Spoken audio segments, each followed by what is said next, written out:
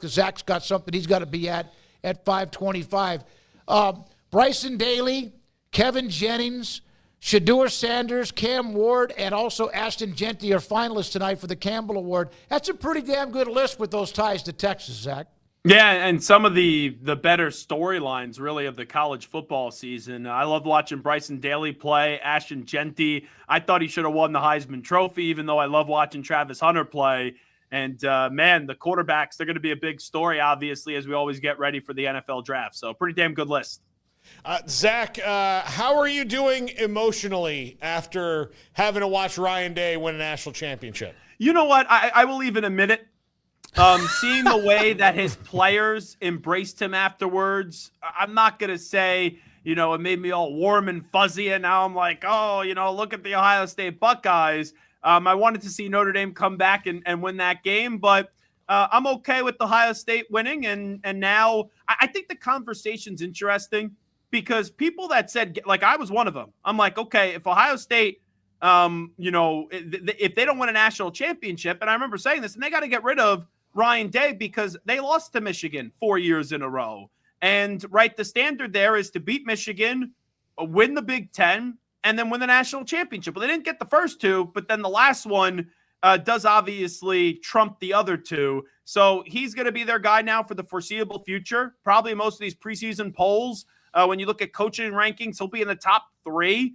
But it's going to come back up if he doesn't beat Michigan. But, yeah, good for him. He got the job done. And those last 4 games was really impressive, and it showed the leadership that he brings to that program because that team looked like they were mentally fried after the Michigan game. Zach, if you don't mind, because I know you've got, but if you don't mind, just hold on for a second. Bryson Daly is joining us. Do you want to ask him a question? You want to ask the Army quarterback a question?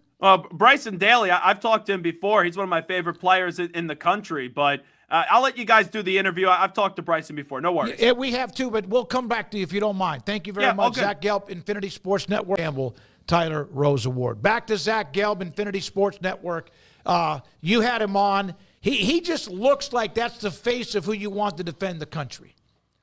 It's unbelievable. You saw what he does, obviously, on the football field, but then knowing the commitment away from the football field, just all the respect in the world for Bryson Daly. So, Zach, going back to Monday night, Ohio State was able to put their stamp on this thing. Notre Dame fought back a little bit. What do you think about Marcus Freeman? How long do you think he'll be at Notre Dame, and what do you think that their at least short-term future is?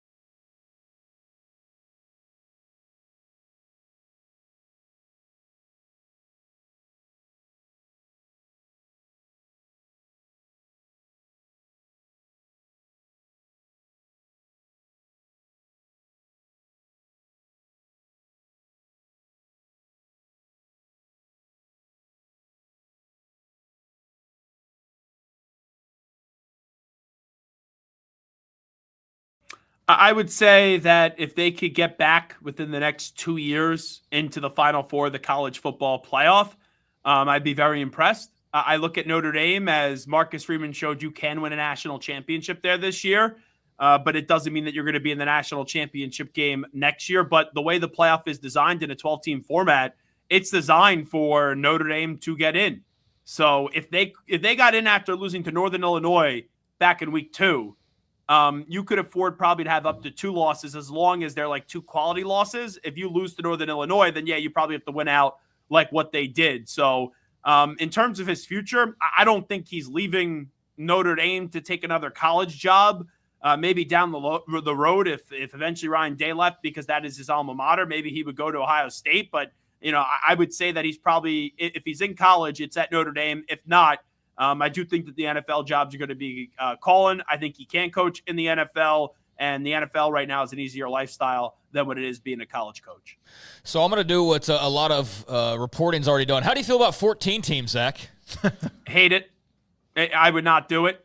Do I expect that it will eventually happen? Of course, because everyone's greedy in the sports world. I don't think that they should have gone to 12 teams. Now, did it end up working? Absolutely. You can do whatever we want to us when it comes to football. We've seen a lot worse things happen, and we're all suckers, and we end up watching.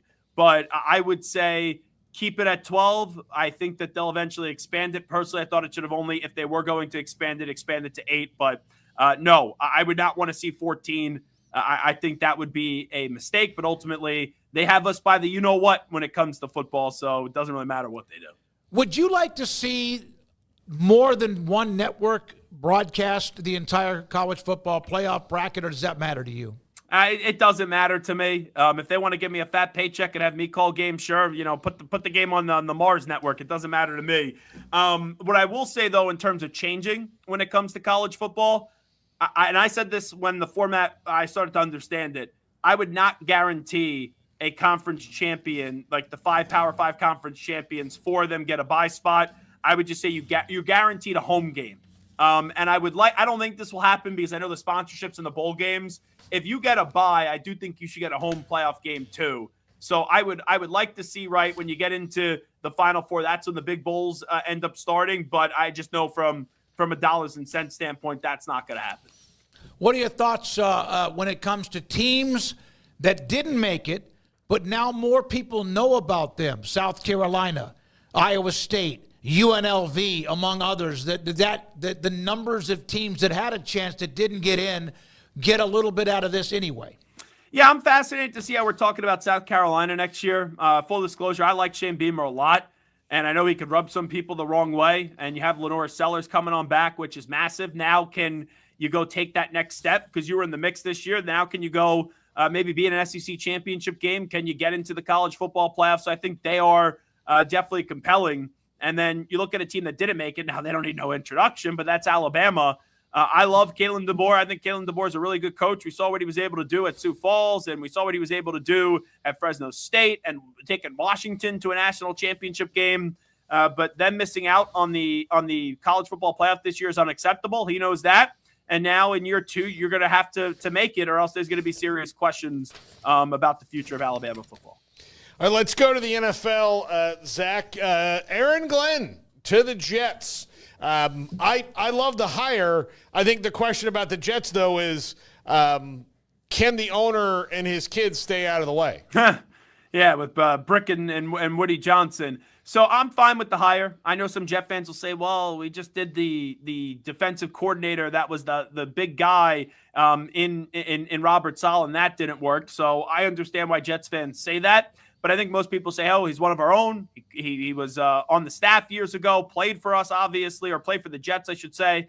Obviously, maybe a Patriot fan. I'm not a Jet fan. But anyway, you get the point there with Aaron Glenn. And the big talk now is that the belief is, and a lot of people said that they thought Woody Johnson did not want Aaron Rodgers back. Supposedly, Aaron Glenn wants Aaron Rodgers back. So I don't think Aaron Rodgers takes the job if he doesn't have the owner say, okay, I'll be open to bringing back Aaron Rodgers. But it's also another part of the conversation. Does Aaron even want to come back, and does he want to play football next year? Zach, I just want to know your thoughts on the Commanders, man. I'm a Commanders fan. This has been a long time coming. Just how impressed are you by what you've seen? Because I know that it was going to be a good season up until last weekend, but I don't know how many people anticipated this thing would still be cooking a few days later. I think the Eagles win, but they're alive. If that's a close game in the fourth quarter, all the pressure goes to Philadelphia. I feel like Philadelphia is going to win the game 27-20. But I'm so happy for Commanders fans because that was a fan base that had no direction, no hope. It was once a proud franchise, and there was great apathy. I remember going with one of my college buddies to a Patriot, at the time, I think they were called the Washington football team at the time, game, and there was like no fans of the home team there. There was more Cowboys fans there, and the Cowboys weren't even playing in the game. So to see that franchise come back, make a return, you get that POS, I'll say that nicely, and Daniel Snyder out of the building, Josh Harris in, and then Jaden Daniels taking over. They hit on the quarterback, and when you hit on the quarterback, you go to the outhouse to the penthouse real quickly, so it was neat to see. Yeah, and to do it so quickly, and here we are with the Cowboys looking for a new head coach, and a lot of players on Washington were with them, Dan Quinn with them, Joe, the defensive coordinator, Joe Witt with them. It's been amazing. Yeah, and the Cowboys are a mess. All right, if they hire Brian Schottenheimer, by the way, I had Bobby Carpenter say this to me yesterday. Hiring Brian Schottenheimer is just trying to find the middle ground with Mike McCarthy and then also with Jason Garrett. Now, let me be clear here. Mike McCarthy's a damn good coach, right? He was. But if that's what you're trying to find the middle ground of Mike McCarthy and Jason Garrett, let's just be real. Jerry Jones runs his organization based off drama and power, and it's nothing to do with winning football games. The quote I like to use, I don't know if you're a fan of Succession, Zach, but towards the end, Brian Cox said to the three kids, "I love you, but you are not serious people." And that's what Cowboys fans are saying to the Jones family right now. I love you, but you are not serious people. Yeah, it's a joke. Like, I think we said everything that we could say about the Cowboys. There's a reason why they haven't been to an NFC championship game or a Super Bowl since 1995. And let me tell you something. You know who's on my S list today? Shad Khan. Holy smokes. Oh. Can you find a owner right now? Like, I know there's a lot of incompetent owners, but you could have had Ben Johnson, and then you bring Trent Baalke back, and then you think you have Liam Cohen in your back pocket, and he goes, thanks, but no thanks. I don't want to work with Trent Baalke. Everyone told him Trent Baalke should not have been back as the GM. Everyone knew that but Shad Khan. And now, since you're not that attractive of a job, which, by the way, I thought they were a very attractive job before I knew Baalke was coming on back, but all the candidates are like, no, and you would have got Robert Saleh at best. Now you get rid of Trent Baalke. What a backwards organization. And that's why incompetent organizations just always make incompetent decisions. It's Shad Khan. Jeez, he has a good mustache. Not a good owner, though. I know you have things to get to. I saw your note about Ben Johnson now Cohen is now Ben Johnson for this year upcoming because of that. Hey, thanks for helping me get in touch with Mike. Is Michael, right? Your producer? Is that right? He's been great. Thank you for getting me in touch with him for what we see in New Orleans, and we'll Someone's got to say he's great. You said it, not me. You know? know? I will tell him that you said it too. Thank you, man. Zach, thanks for bouncing back and forth with us. Have a great night. Appreciate your time. Yeah, no problem. Always a blast. Thanks. Zach Gelb, Infinity Sports Network with us.